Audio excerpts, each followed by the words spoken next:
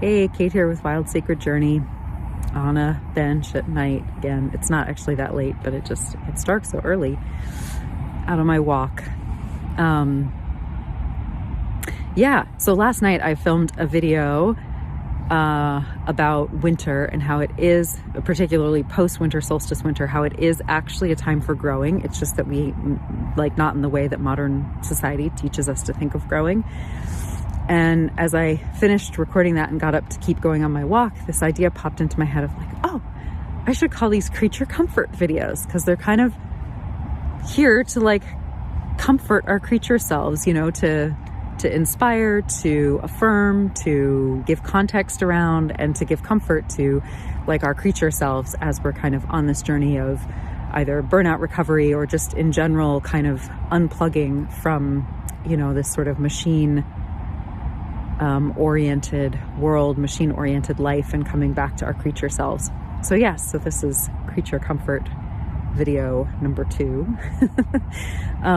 Some of this too is that, I've had the Wild Sacred Journey podcast for a while now. And while I've been doing a lot of, the last 7 years, I've kind of been in a nomad state, but I've particularly in the last few. And so my podcast has kind of gone back and forth between whether they're solo episodes or conversations. And so I think these creature comfort videos will kind of be where the solo conversations happen, and the main podcast episodes will continue to be conversations with other people.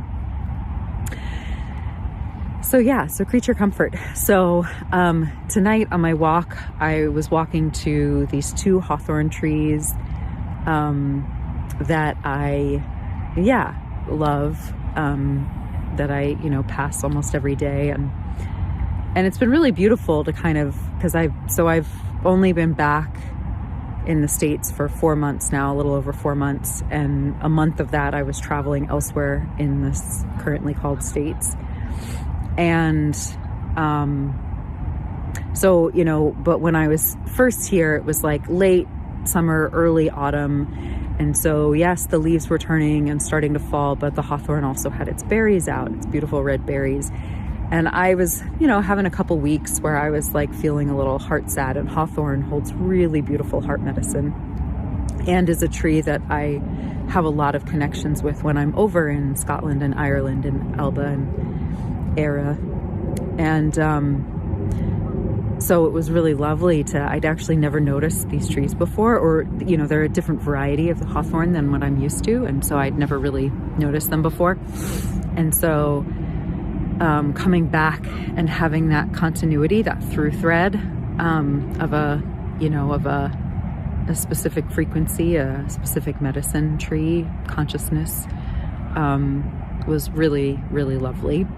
And I was kind of going through a period where I was feeling a little sad, and so I'd go and I just kind of stand with my spine to the trees, and just, they felt so willing to hold me. And I mean, I made offerings and I thanked them, but they were so willing to hold me, and it was really meaningful. And so I've noticed, though, in particular the last couple nights as I've walked past, how quiet those trees are. Their presence really is down underneath the ground. It's not in their berries. It's not in their branches right now. They've really gone dormant. And, and it got me thinking about these rhythms of activity and dormancy, and this sort of give and take that I think we're often in this ebb and flow as humans of when to receive and when to give. And there's a time and a place for when we're feeling empty, still giving, right? And there's a time and a place where when we're full, we might still receive, although that's really not ideal. But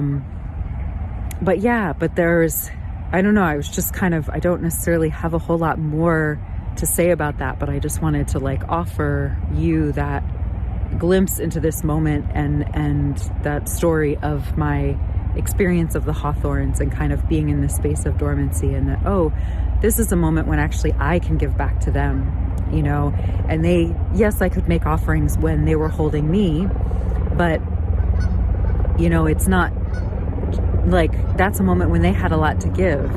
And so my offerings to them in that moment were important in terms of maintaining reciprocity, but they were, sorry about the helicopter,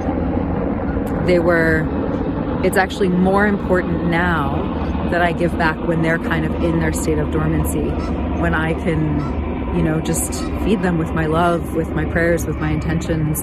You know, offerings don't always have to be physical things. In fact, often it can be disruptive to the natural environment if we are making offerings that are, you know, tangible things that might not be a right fit. You know, if we're like in Ireland and Scotland, they have the clootie trees, you know, they hang the cloths on the trees around the sacred wells. And, you know, that's an old tradition of our prayers in the cloth, and we hang the cloth. And when the cloth, we make an offering of that. And when the cloth degrades, you know, it means our offering has been accepted and our prayers might be answered. And nowadays people they've kept the tradition of tying cloths, but are mostly using modern materials, which don't degrade at all, right? And so if the materials aren't degrading, first off, bad for the environment, not great, you know. And secondly, that second piece of after our offerings have been metabolized by the land, by the holy, by this other world, that's when our prayers are more likely to come true. So if we're making offerings out of things that can't decompose naturally, or decompose on like a geologic, but like not at all human time scale, you know, like some immense, intense time scale, like what does that mean, right? Like so the bones of the actions of the ritual are there, but the bones of them are not. The meaning behind them has gotten lost, or some of the meaning behind them. So anyway, that's a little side tangent, but you know, just that if we're making offerings, you know, be conscious that the offerings that you're making are kindness, you know, they are still rooted in honoring the creatureness of the world, of ourselves, you know, that the offerings are aligned with that. And know that when the beings, even beyond human beings, who've given so much are in their state of dormancy, are in their state of hibernation, are in their state of rest, or maybe even more need, that's really when it's time to step up and thank them for all that they gave us when they were abundant, when they were overflowing, when they had things to give us, and we're able to offer them generously. You know, capitalism teaches us that we give in exchange for getting something, that first we get something before we give something. And sometimes that's true, and sometimes we give something without expectation, but also in preparation for receiving, or in, I don't know, there's a little voice saying this is not quite the right analogy, because a huge part of why we make offerings is to be in relationship with, like, to recognize that we are so indebted to the natural world for all that it just gives us without any request, right? And so offerings are a way of working to counterbalance a debt that will never be able to be repaid, you know, for our life, for our nourishment, for our shelter, for all the things that we receive. So in that sense, we are getting and therefore giving. But capitalism, I guess it's more, in a relational economy, there's a certain amount of debt that's good debt, right? So there's a certain amount of debt that keeps the relationship going. So the natural world gives us everything we need, and we say thank you, and we give something back to help balance that debt, knowing that we will never be able to get out of that debt. And so the world keeps giving and we keep giving back.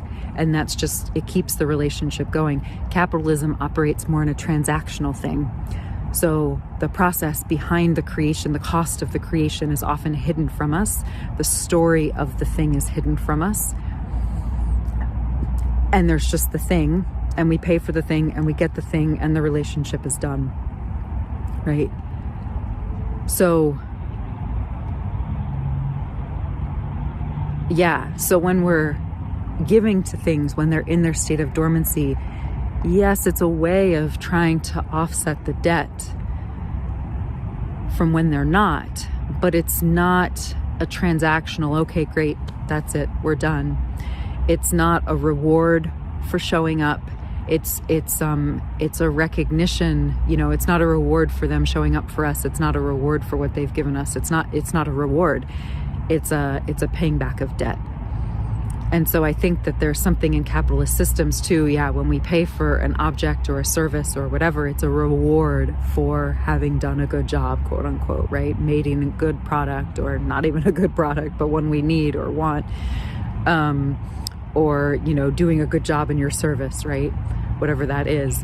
And so, you know, yeah, so just walking past these hawthorns and thinking about these ebbs and flows of dormancy and activity, of dormancy and generosity, you know, and sort of that rest and that quietness also had me thinking about these kinds of gift economies and offerings and right indebtedness. And so I just thought I'd share some of my thoughts about that with you and invite you, you know, yeah, as we're kind of moving through this capitalist world, like what's one small thing we can do to actually start to shift our understanding of commerce. You know, commerce exists within this, it can exist within this relational economy, within more of this quote unquote gift economy. Capitalism usually doesn't. And so there's a separation between commerce and capitalism. And, you know, our spiritual practices of connecting with the natural world and making offerings, it can be a spiritual practice. It can be a folk and ancestral reconnection practice. It is also a practice of a different type of economy. And that's pretty radical. So I'll leave you with that. And yeah, if this speaks to you, again, help spread the word, share, like, you know, that's another way of paying into some of this economy, right? Is it's a way of feeding more growth, you know, and again, not in this capitalistic, cancerous sense of unending growth, but choosing what we feed, you know, and what we feed will be more likely to grow and ripple out in ways that are kind of magical and unforeseen, and yet somehow seem to have an intelligence behind them that is beyond our ken. So yeah, thanks. See you next time.